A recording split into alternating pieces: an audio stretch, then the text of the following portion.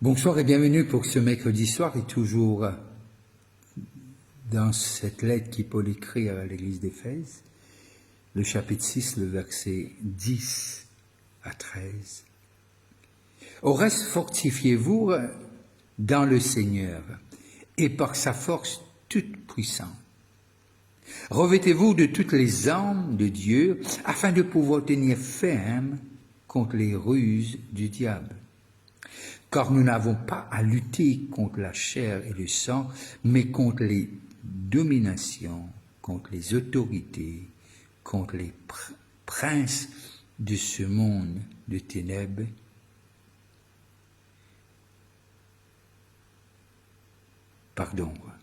contre les autorités, contre les princes de ce monde de ténèbres, contre les esprits méchants dans le lieu céleste. Et la semaine dernière, nous étions ensemble ce que les dire nous concernant ces quelques versets et nous tirons un petit cours le chapitre 3 d'Éphésiens. Et je veux saluer ceux qui nous regardent de l'étranger et ceux qui nous regardent localement. Que Dieu vous bénisse et bénisse sa parole. Et nous terminons la semaine dernière dans le chapitre 3 d'Éphésiens et le verset 14 à 21. Et nous trouvons qui Paul priait. Et quand il dit à cause de cela, je fléchis les genoux devant le Père, duquel tire son nom toute famille dans les lieux, dans les cieux et sur la terre, afin qu'il vous donne selon la richesse de sa gloire. On dit ça la semaine dernière. Maintenant, toujours dans cet même contexte, au reste fortifiez-vous dans le Seigneur, quelque chose qu'il nous a dit avant, lorsque nous rentrons dans Éphésiens, le chapitre 1er, le verset 7, dites qu'il dit nous. En lui, en Jésus, nous avons la rédemption par son sang, la rémission des péchés, selon la richesse de sa grâce. Là, il montre-nous nous sauver par grâce. Et arrive le chapitre 2, le verset 16, et voilà qu'il dit nous. C'est de lui et grâce à tous les liens de son assistance que tout le corps bien coordonné et formant un solide assemblage tire son accroissement selon la force qu'il convient à chacune de ses parties et s'édifier lui-même dans la charité, dans l'amour. Et là, nous arrivons à comprendre, il montre-nous nous sauver par grâce, il montre-nous nous prier pour nous, qui nous capable de connaître qui nous était, et plus nous connaissons, plus il peut nous. Et, mais Paul dit nous tout cela, et il amène nous dans Éphésiens, dans le chapitre 6, et quand là, nous arrivons à comprendre, Paul peut faire cette église, faire nous connaître que Dieu a mis tout ce qu'il faut pour être une vie victorieuse et qui nous capable vraiment et ben combat dans lequel nous rentrons, nous sortis là vainqueurs au nom de Jésus. Et quand on arrive dans le chapitre 4, toujours d'Éphésiens, le verset 1er à 6, et voilà qu'il dit nous. Je vous exhorte donc, moi, le prisonnier dans le Seigneur, à marcher d'une manière digne de la vocation qui vous a été adressée.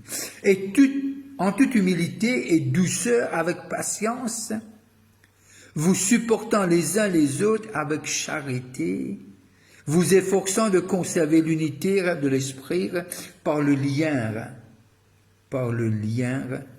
de la paix. Il y a un seul corps et un seul esprit, comme aussi vous avez été appelés à une seule espérance, appeler, et là, nous arrivons à comprendre de ce que Paul peut dire nous. Efforçant de conserver l'unité de l'esprit par le lien de la paix, le verset 3, il y a un seul corps, verset 5, il y a un seul Seigneur, une seule foi, un seul baptême, un seul Dieu et Père, en tous, qui est au-dessus de tous, et parmi tous, et en tous. Et Paul amène nous pour capable trouver nos positions dans ce combat. Nous pas seuls, pour commencer. L'Esprit de Dieu habite en nous.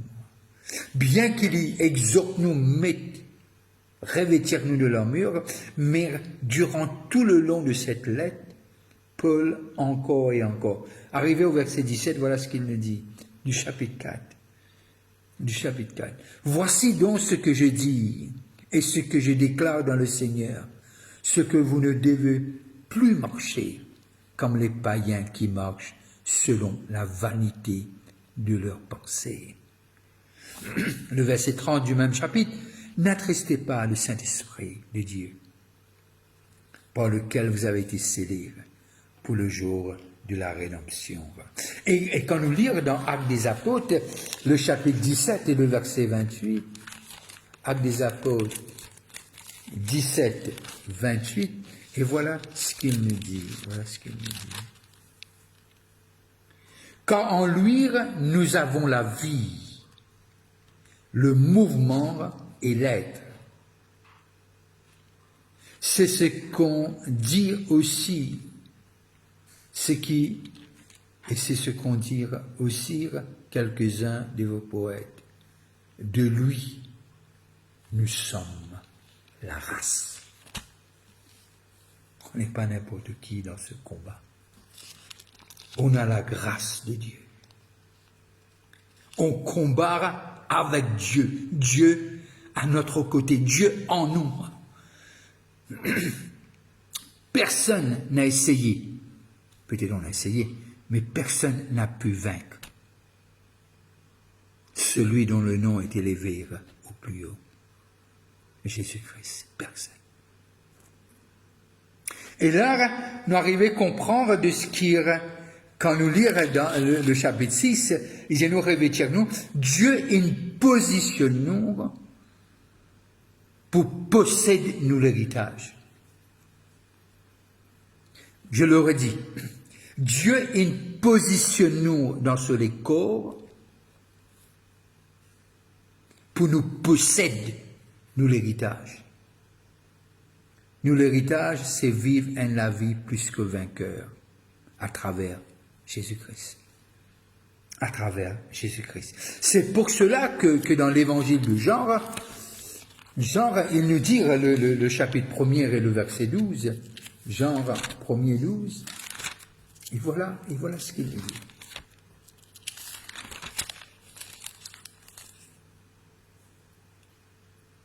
Mais à tous ceux qui l'ont reçu, toi et moi, à ceux qui croient en son nom, elle a donné le pouvoir de devenir enfants de Dieu, lesquels sont nés, non du sang, le verset 13, ni de la volonté de la chair, ni de la volonté de l'homme, mais selon la volonté de Dieu. Alors, pourquoi cette armure? Pourquoi faut-il pas nous laisser nous ignorants de ce ban ruse, afin qu'il nous capable d'avancer, avant même nous rendre dans le combat. Le combat nous réserve une victoire. 5, verset 8. Autrefois vous étiez ténèbres, et maintenant vous êtes lumière dans le Seigneur. Marchez comme des enfants de lumière. Qui ça a à faire, Vishnu, avec le texte? Qui ça a à faire? Ça verset, c'est chapitre 5, le verset 8 là. Autrefois vous êtes ténèbres et maintenant vous êtes lumière dans le Seigneur, marchez comme des enfants de lumière. Qui ça a à faire? La lumière, quand il apparaît, le ténèbre pas capable de résister. Quand nous marchons dans la lumière, pardon, quand nous avançons dans la lumière, quand nous méditons ce qui est vrai, nous dire ce qui est vrai, la vérité, pour commencer, les rendre nous libres, et la vérité, les fortifier nous. Les fortifier. Oh. Le texte montre-nous déjà que notre façon de vivre en lui-même, il y a une préparation. Nous avons ce verset-là avant le chapitre 5, le verset 18. Ne soyez pas enivrés du vin, mais soyez remplis du Saint-Esprit. Déjà, tout ce que Paul dit, pour venir jusqu'au chapitre 6, déjà, il peut préparer l'Église d'Éphèse, il peut préparer nous, de ce que, quand nous sommes remplis de l'Esprit, nous sous une influence. Pas une influence qui fait nous la tête virée, qui fait nous balloter, mais une influence qui fait nous focalise, comme on nous trouvait dans le genre, et qu'on nous trouvait aussi dans les autres livres, que dans Actes des Apôtres, nous sommes une autre race. Une première racine prend naissance à travers le premier Adam. Une deuxième race prend naissance à travers le deuxième Adam, qui est Jésus-Christ. Et nous sommes de cette génération-là, ceux qui ont accepté Jésus-Christ comme Seigneur et Sauveur. Et c'est de là que nous sortis. Et alors, nous arrivons à comprendre de ce que, quand nous retournons fait que là, Éphésiens 3, 19, il dit remplir jusqu'à toute la plénitude de Dieu.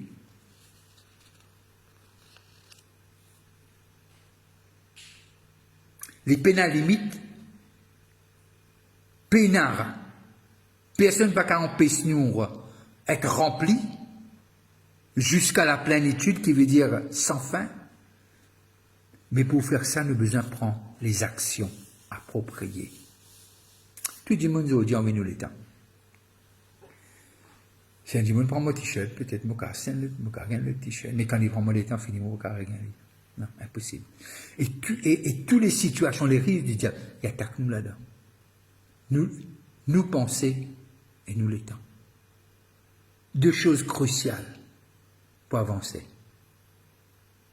Pense comment Dieu a envie de nous penser et servis-nous les temps comme on a besoin.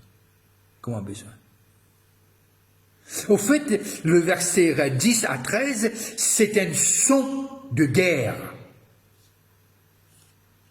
qui appelle nous à faire la guerre.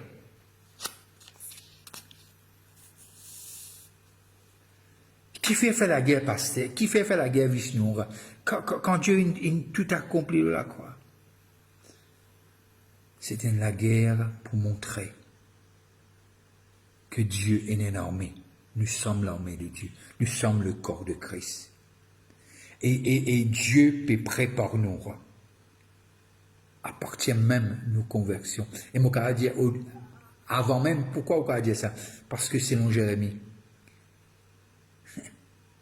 avant même nos parents joignent Dieu, tu connais, dans nos ventres, nos mamans, nous sanctifier nous. Alors c'est pour cela qu'on va plus loin, avant même nos conversions.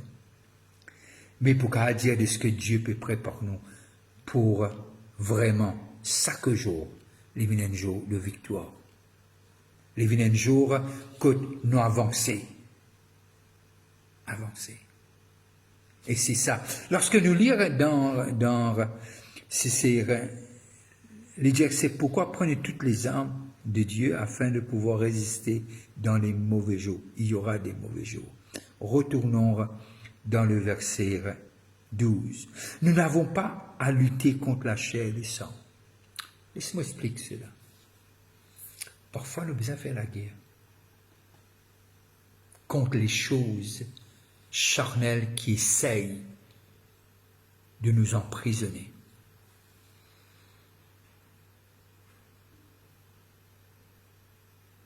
Parfois, il y a des habitudes qui nous ont besoin de défaire nous par l'aide de Dieu. On peut dire dans la guerre contre nos frères, nous ne savons pas ça. Pas ça. Mais parfois, nous avons un combat à faire et qui nous capable vraiment d'être libres dans nous les corps pour capable avancer. Avancer dans ce que Dieu il appelle nous pour faire. Car nous n'avons pas à lutter contre la chair et le sang. Mais il y a des combats qui se font dans la chair et le sang. Qui on peut dire? Très souvent de fois, nous avons une attaque dans nos corps. Et nous besoin prier, nous besoin de lutter contre ces choses au nom de Jésus, par le Saint-Esprit. Mais contre les dominations, contre les autorités,